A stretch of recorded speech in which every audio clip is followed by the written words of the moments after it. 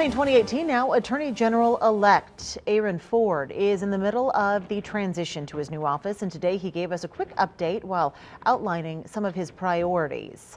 Brandon Foose joins us now live in the newsroom. And Brandon, how's the transition going so far?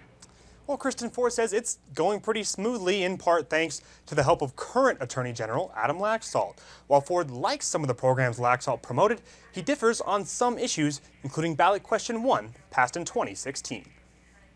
Attorney General-elect Aaron Ford is a few weeks into his transition, which he says is going smoothly with the help of current Attorney General Adam Laxalt.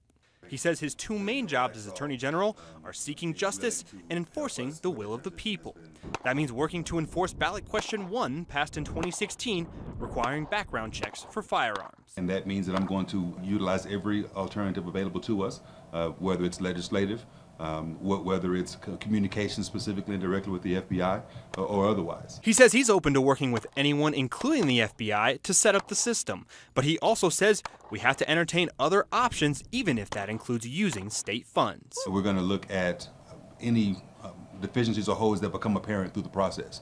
And if one of those deficiencies or holes is money, then we'll look at that and look to get it taken care of as well. Another difference between Ford and Laxalt is support for the Affordable Care Act. Ford and Governor-elect Steve Sisolak already discussed last week's ruling calling the ACA unconstitutional. We've already determined, the governor-elect and I, that we're going to add our state to the list of states who have appealed the decision out of the Texas court on that issue. While he has some differing opinions from Laxalt, Ford says he'll continue programs Laxalt started, like protecting seniors from fraud, testing the backlog of rape kits, and the fight against Yucca Mountain. The current Attorney General has filed a lawsuit at the behest of the current governor, and we're going to continue to prosecute that lawsuit against the plutonium that's been transported here.